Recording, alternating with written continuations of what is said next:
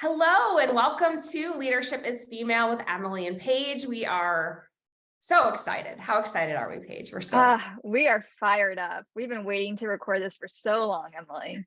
We've got a list of topics that we are going to cover in this next season of Leadership is Female. It's going to be Emily and Paige, Emily in her late 30s, Paige in her late 20s, offering you guys lots of different perspectives on leadership, on topics that affect women in the workplace, topics that affect women in sports. And we're also going to have a lot of fun because we hold back only a little bit. Just a little bit. It's fun. I was going back and listening to some of our older episodes, and I think there are so many topics where you think I think our listeners have an idea of where we're going to go with it, but then we go in completely different directions. And there's sometimes where I'm like, oh, Emily's not going to think this way. And I'm like, oh no, she thinks this way. Or I don't have this opinion on this type of topic. And then I surprise myself at what comes out of my mouth. So I'm excited to see what we dive into this season. Yeah, well, it's been a great season 4 of Leadership is Female. And one of the, again, top topics is confidence and confidence building.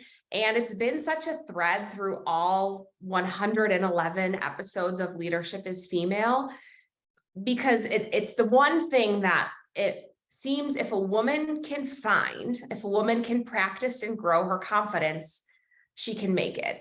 It's essentially believing in yourself. You can kind of get to where you want to go. And we're going to cover that again today. So we have a few more different-ish type takes, or might feel like reminders for all of you to talk about confidence on this first episode of this season number 5.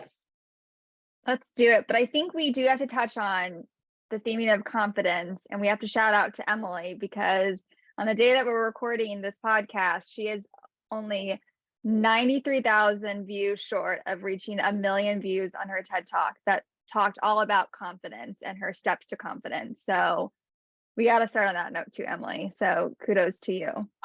Thank you, Paige. And thank you to our listeners and all the podcast guests, because that TED Talk was really derived from Leadership is Female and my effort to extend a hand to lead her forward in that journey and confidence, using my own examples and examples of women from the podcast. And you know what?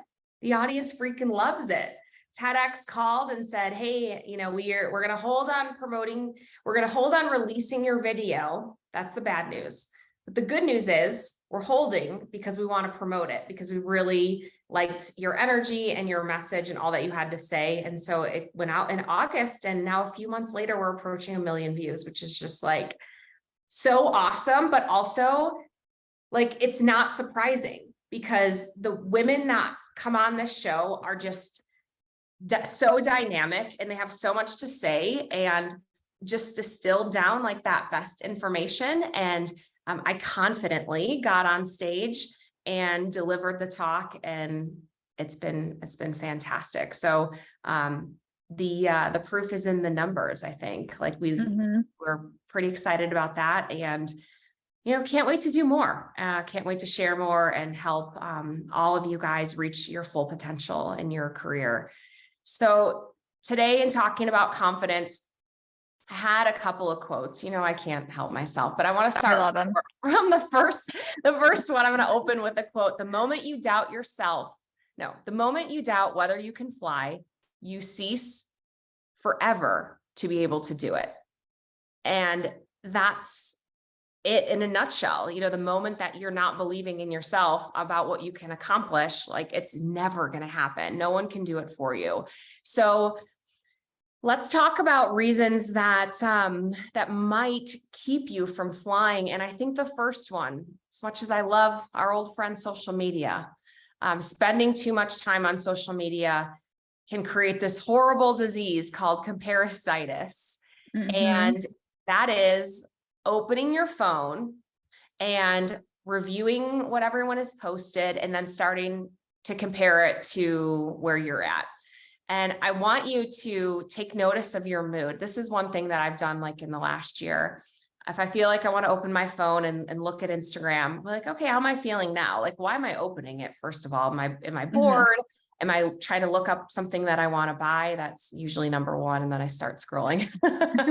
But how am I feeling before versus how am I feeling after? And this could be Instagram. This could also be LinkedIn. Oh my gosh, LinkedIn, like you're my best friend and worst enemy, because sometimes, I want to cheer for everyone and all their success, but like when the only posts I read are 50 different posts about people who've gotten like huge promotions and there's all this confetti going off. Like, I don't think you can help but look like a little bit inward and think like, oh, what am I doing now? And you can easily forget about the path that you're going on because you're starting to compare yourself to others that you might not even know these people. So, great to cheer for their promotion, but like, why would you compare yourself to them? That's not your path. It's theirs. So, check that time that you're spending on social media and how you're feeling before you open the app to after. And it's also taking a step back, because let's be honest, social media is there to brag, or you're posting your sob story, right? There's really it's hard to have the realness on it. I think we all see it, but we still feed into it. A story that immediately came to mind when we were building this topic was, so when I was at Rising 25, it was during the award ceremony. So it's a front office sports award. They gift 25 executives under 25. It's very much like Forbes, 40 under 40, 30 under 30, and so on. And I remember during the speeches, and I was so proud of this moment. I finally felt like I deserved to be in my current position where I was working before. And I know that's not the truth now.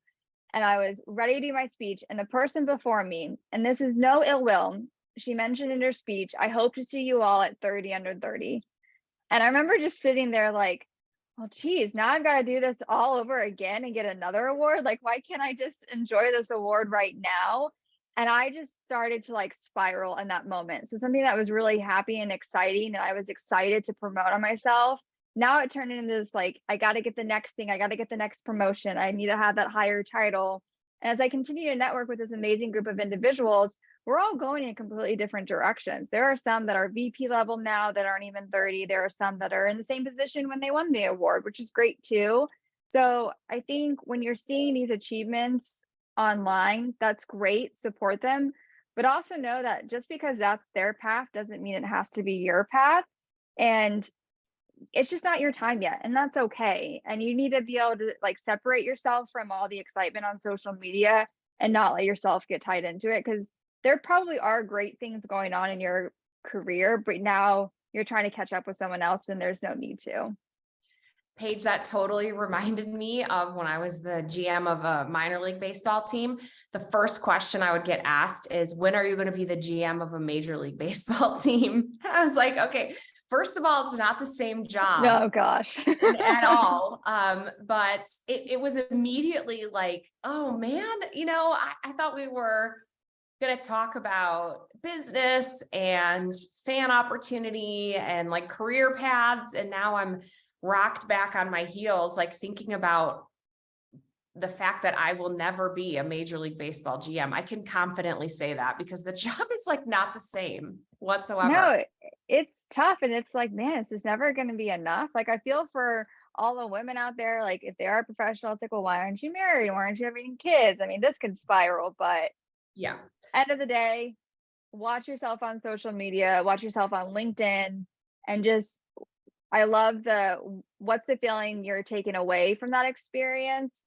I'm telling you right now, if I'm not feeling joyful or excited, I love a good unfollow, and that's okay. Set those boundaries. And also I don't know how new it is, but I was just showing somebody how to do it yesterday. Favorite the accounts that make you happy and that lift you up, so that you're more prompted to see the things that inspire you, or the people that you want to cheer for, right? Like if Paige got a promotion, I would lose it, right? I Mhm. would be so excited for her. It would not put me in a spiral of like, where is my life going? It would be filled with enthusiasm for her next chapter. So think about that and really evaluate what that experience is like for you. And is it lifting you up or bringing you down and hurting your confidence that you need? The second piece, and I love this, there's a whole book about this that came out in the last year. I believe it's called The Gap versus the Gain. But this psychology is so important. Focusing on like how far you've come versus the gap that you have left to where you're trying to go. And if you can look at yourself today, like you can go way back to you at 5 years old who dreamed these big dreams and think of where you are, present day, like how far you've come.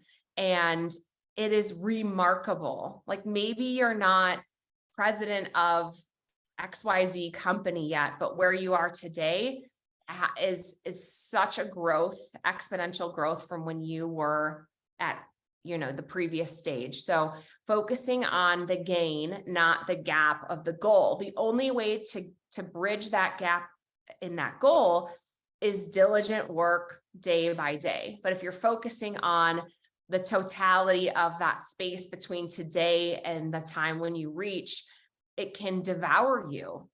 So one of the things I did this year, one of the big goals I had was to run a marathon. And I did in September. It was just an incredible experience, really big stretch goal for me. And there were so many times that I was out there running, and you have to do these training runs that are 15 miles, 18 miles, 19 miles, 20 miles. And it takes a very long time. And if I were to work myself up before the training run to say, 20 miles, like, how am I going to get there? 20 miles, that's going to take, this number of hours and this amount of fuel. And, I might be too tired. Like if I started focusing on the gap between where I was today and where I would be if and when I finished that run, that like I could feel my nerves sort of like twisting and bundling. But if I focused on, wow, like my training program says that I'm supposed to run 20 miles tomorrow. That is amazing. Like 3 months ago, I was running 3 miles. So the fact that I have like done the work to get here, look how far I've come. I'm going to trust in the training. I'm going to trust in this program, and I'm going to get to work tomorrow. And I would be out on my run, and I would just, sometimes you hit like this lull and you just you're like, oh man, sure would be nice if I was done, but you're not. You have to keep going. And I would say to myself, just one step at a time, and just keep repeating that in my head. And guess what? Like I eventually finished. So I think that that's sort of a little bit more like practical way to wrap your mind around gap versus gain, and like how powerful your brain is if you place your confidence in the gain, like how far you've come, that you've trained, that you've prepared, you've done the school, you've done the work, you've worked with the people, you've led the team, and that has led you to where you are today and will help you get to where you want to go tomorrow. Yeah, I also like how it's measurable, right? So as someone who loves to create extensive to-do lists, whether it's on the personal or professional side, I often like really beat myself down if I'm not crossing things off of the to-do list. And, there's times where your days just get completely taken away from you, right? I recently heard a mentor tell me he writes 3 things he wants to achieve in a day. And then at the end of the day, he writes down 3 things he did. And I think it's a great reminder that even though you're not always crossing things off your to-do list, you're still doing something. And maybe those 3 things are greater than the to-do list that you have. So I think that is also just a great mind shift of like reminding yourself as what did you get done today? Because that's going to add up over a week or even a month. And it kind of goes back to that gain and not the gap. Love it. I love that, Paige. All right. Well, the third one we've got on confidence building is taking care of yourself. If you're not taking care of yourself, I personally don't know how you can start to uplift and build your confidence if you're not feeling great. And it's whatever that great feeling is for you. For me, starting to, fuel my confidence and make me feel a certain way, exercise is like super important to me.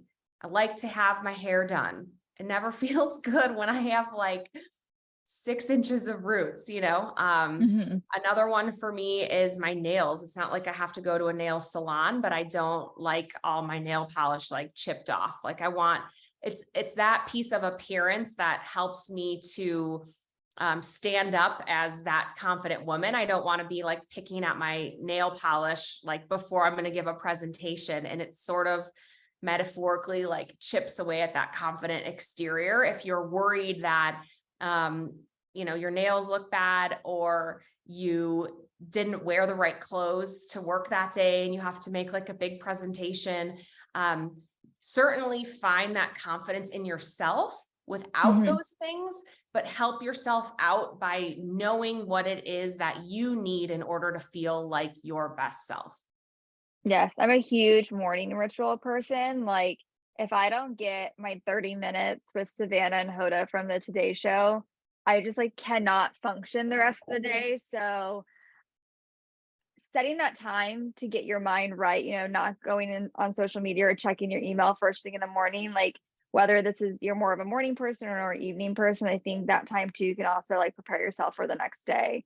So set your routine. It can be 15 minutes, it can be 30 minutes, it can be an hour if you're able to get up that early. But I cannot agree with you more. There's been times where I haven't allowed myself to eat or properly hydrate, or if I don't work out, I'm the worst person to be around during the day at the workplace. Yeah. And taking care of the things you need to take care of to be yourself is important, because you can also lose your confidence if you're thinking like, oh my gosh, I have no food at home. I didn't grocery shop. Oh, I'm the worst. I can't even feed myself. And it starts this spiral. And, use the help you can get by like ordering your groceries or assigning that task to somebody else in the household. It doesn't always need to be you. Figure out those things to tend to your whole life so that you can show up as your best, most confident self when you need to. Love it. What's our last takeaway for this topic, Emily? All right. The last one, number 4, take action in micro movements. Take a seat at the table, have one tough conversation and survive it. Do one hard thing today. Confidence is grown over time through action. Behaviors will change your attitudes. So this is essentially like all I talked about in that TEDx talk is I was not born confident, and I still can lack confidence today. And it's something I have to work on day after day.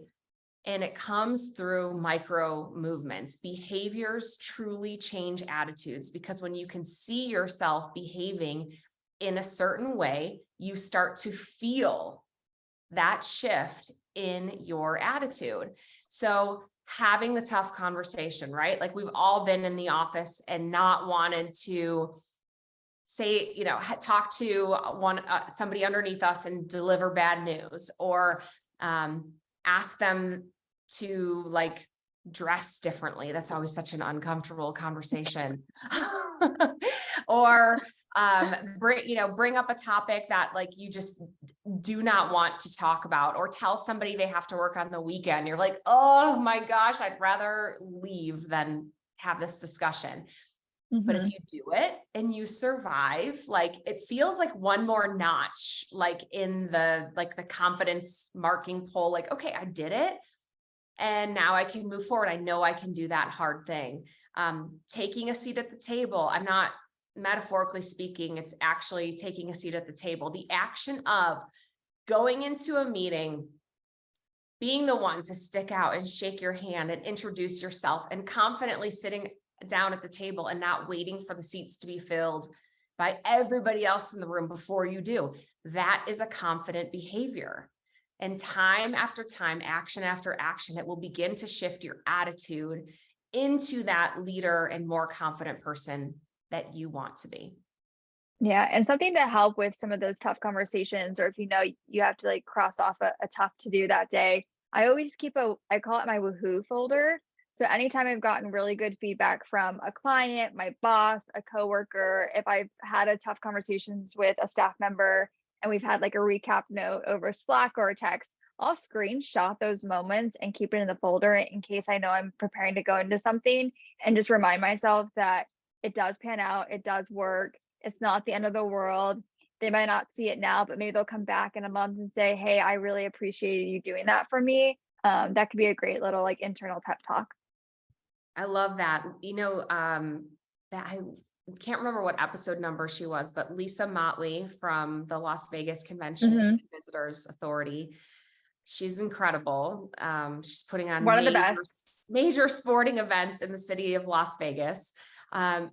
She has a highlight reel on her cell phone, and it's photos of her top moments with, could be your dog, your spouse, your parents, a vacation, that the best moment you had in college, like having that little highlight reel to be like, my life is amazing. Like, look at these people I have cheering me on and supporting me, and having that reminder that you have your own crowd cheering for you can also help to boost your confidence. You're not in it alone. Even sometimes when it feels like it, you're not. And and the woohoo folder, the highlight reel, like that can totally help you just get that little boost to then do that micro movement that you might be dreading. I love it. I love it. All right, bring us home, Emily. We'll wrap it up. I got 2 quotes. This is confidence, my favorite topic, so I couldn't go light on the quotes on this one. Okay, here we go. When you're different, sometimes you don't see the millions of people who accept you for what you are. All you notice is the person who doesn't. So dang, if Jodi Picoult doesn't like highlight what we spoke about today, I don't know who does. And one of my favorite quotes, actually, Teddy Roosevelt, believe you can, and you're halfway there. We just always find the best quotes for these episodes. I love it. My Google knows, like, quote, it ends in quote or quote for that. Like, I'm typing in something and then it populates like quote for that. I love it. Well, this has been an incredible kickoff to season 5. Thank you all for joining us, and we can't wait to see you next week. Let's go. See you next week.